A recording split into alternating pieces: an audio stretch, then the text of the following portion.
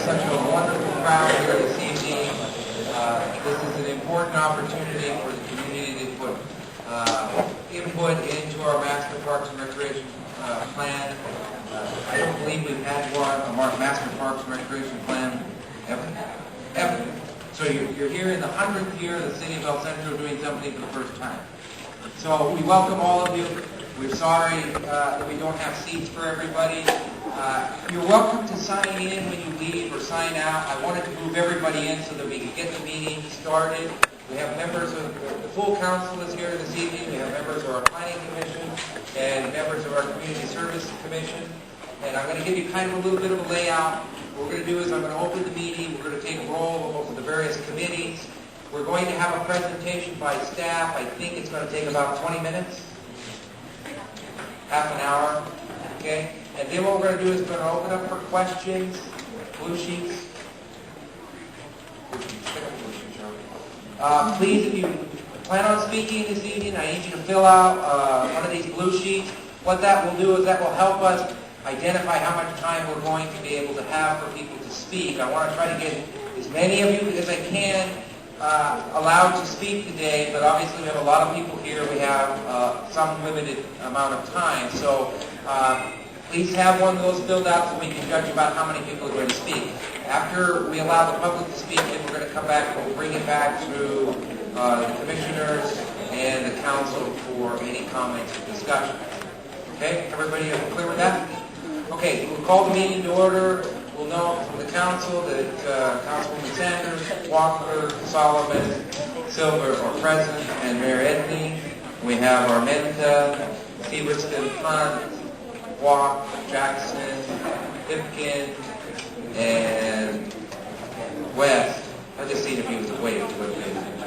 Here from the Planning Commission, and we have Newhouse, McNeese, Rodriguez, Johnson, Dodge, here from the Community Service Commission. Okay with that?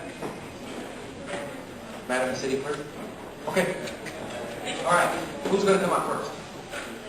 Okay. I'll introduce Leslie Gordon. She's been our consultant on this project. Please, if you can keep it down so that she can speak, and I think she has a video presentation. And remember to please bring up to the front of the City Clerk any blue speaker slips. Thank you very much, and thank you all for having such a great showing today. We're very delighted to be here to make this presentation. We want to make it very clear that this is a draft of the Parks and Recreation Master Plan, and we are very open to a dialogue and continuing the dialogue that began about 6 to 9 months ago. A lot of the recommendations that we have proposed have come out of these meetings, and it's a work in progress, and we welcome a dialogue between you and ourselves. I wanted to give you just an overview of our design process, and that was to begin with data collection and field inventory. We researched the school joint use agreements to understand what the city owned and what the school owned. And we looked at recreational areas within a 10-mile radius. We had interviews with city staff and stakeholders and coaches, and we compared the inventory with national standards and guidelines. And as you know, we've had extensive community participation, which on September 25th, we had approximately 75 people, and on November 14th, we had approximately 50 people.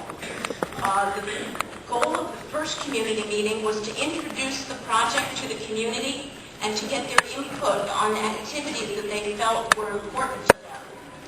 The second meeting, we reviewed our assessment of that information and tried to get validation whether what we heard, what we were hearing was what the community meant. We also prepared a written survey that was delivered to over 9,000 families. Over 350 were returned. All the documents were prepared in both English and Spanish. And we will be covering the results of those surveys. We prepared a gap analysis which took several forms. So I'm going to be explaining how we came about our our understanding of what your needs are. We looked at the existing facilities, and we looked at, based upon the national guidelines, we found, you can look at the graph, on the left is what national guidelines say that you should have, and on the right is what the facilities that you do have. You might not be able to read it, but this one, particular one is baseball. Now, per the national standards, you have enough, but based upon our communication with coaches and community members, we know that you do need more. So we look at the national standards, yet we take it a step further and we adjust it based upon the community need. So we do know that there's no real additional need for tennis and volleyball, although it's very low on your chart. But the community did express additional need for baseball, football, and soccer. Golf is deficient, but it seems that you do have private facilities that are very economical and are fulfilling that need. There is a need for a fitness center. There are several private operations that provide services, but this facility could be provided by a nonprofit organization at a much more affordable rate. We also looked at the quantity of your parks. We heard a lot from your coaches and the community that they didn't have enough facilities. Now, in 1980, the park standards were 3 acres per 1,000 residents. That's approximately what you have today. The current national standard is between 6 and 10 acres per 1,000 residents, but it's left up to every community to decide themselves what level of parks that they would like to have in their community. California state law says it's between 3 and 5 acres per 1,000 people.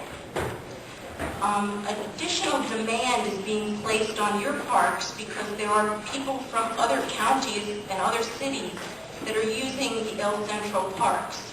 So the figures are a little misleading because you have over 42,000 people, but there are more people coming from outside using your parks.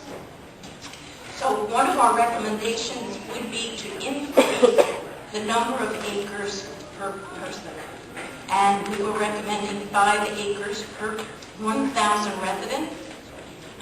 This is something that really needs some discussion because this will require some financial significant input. It does also have some extra benefits. If the city can show that it meets 5 acre per 1,000 standard, then all the developers coming in need to also match that standard. So there's some advantage there, but there's also the maintenance factor of having to maintain a higher level of park standards or quantity. Another piece of our gap analysis was looking at the distribution of your parks.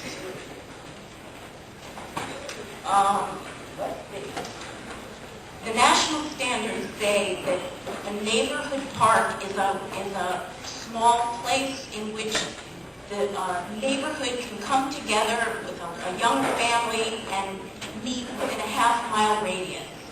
At a school, at a park, a small place that they can walk to.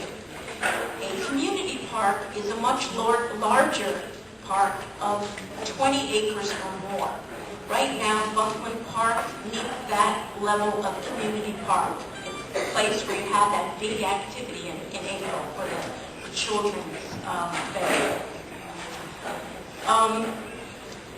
There are several ways to approach the park distribution, and one is to say that we can infill these areas is shown in green. Those are residential neighborhoods that are underserved by parks, and down here. So that's one approach, to infill small parks. However,